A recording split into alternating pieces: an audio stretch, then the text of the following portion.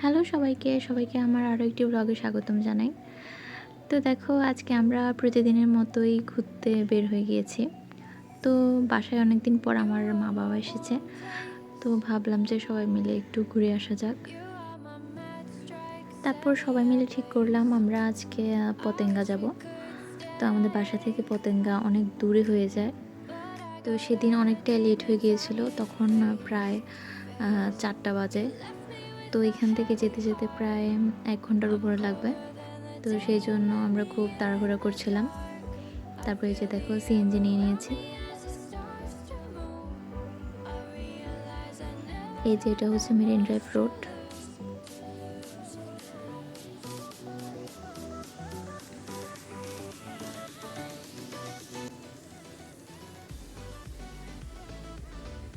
এই যে দেখো তখনও প্রায় সূর্য ডুবে যাচ্ছিল। তো আমরা ভাবছিলাম যে গিয়ে হয়তো অন্ধকার হয়ে যাবে।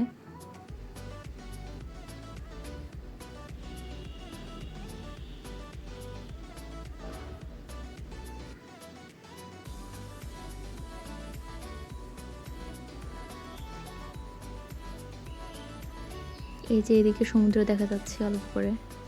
তারপর দেখো আমরা পৌঁছে গেলাম, তখন প্রায় সূর্য ডুবে যাচ্ছে। এই যে দেখো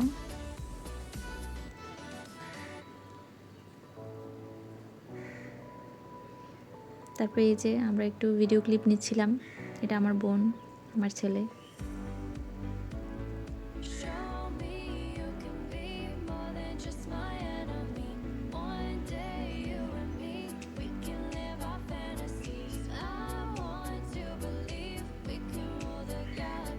তখন প্রায় অন্ধকার হয়ে যাচ্ছে।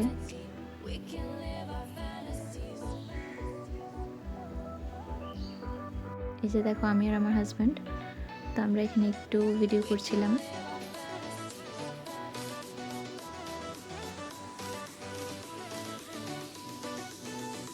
তারপরে এই যে দেখো প্লেন যাচ্ছে, আদ্ভিক এরোপ্লেনকে টাটা দিচ্ছে।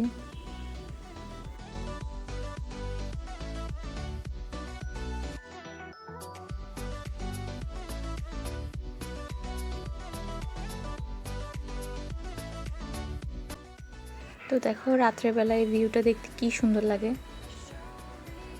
জাস্ট অসাধারণ। এই যে দেখো আকাশে চাঁদ উঠেছে, প্রচুর মানুষ ছিল, অনেক মানুষ।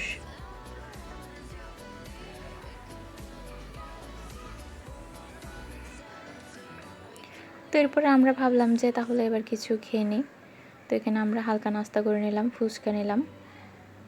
তারপর আদ্ভিকের পাপা চটপটে নিল।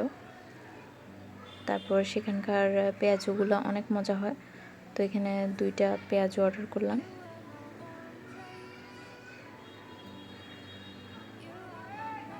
তো এরপরে ভাবলাম যে তাহলে আদ্ভিককে যে কোনো একটা রাইডে চড়াই। তো বললো যে এখান থেকে ট্রেনে চড়বে।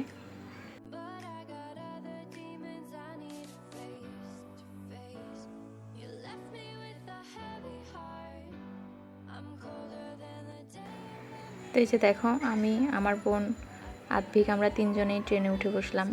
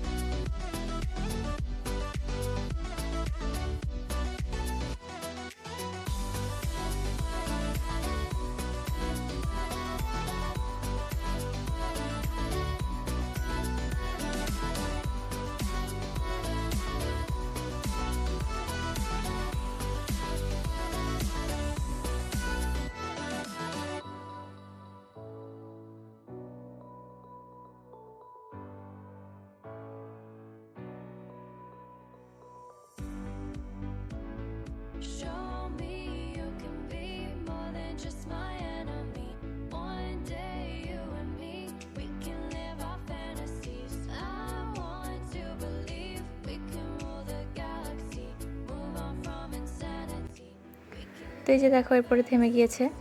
এখানে সব মিলিয়ে ধরো 5 মিনিটের মতো ট্রেনটা চলেছে। তো এরপরে আমরা আর থাকিনি, আমরা এরপরে বাসার উদ্দেশ্যে বের হয়ে গেলাম। এই যে দেখো আমরা চলে যাচ্ছি, দূরে সমুদ্র দেখা যাচ্ছে, ভিউটা অনেক সুন্দর লাগছিল।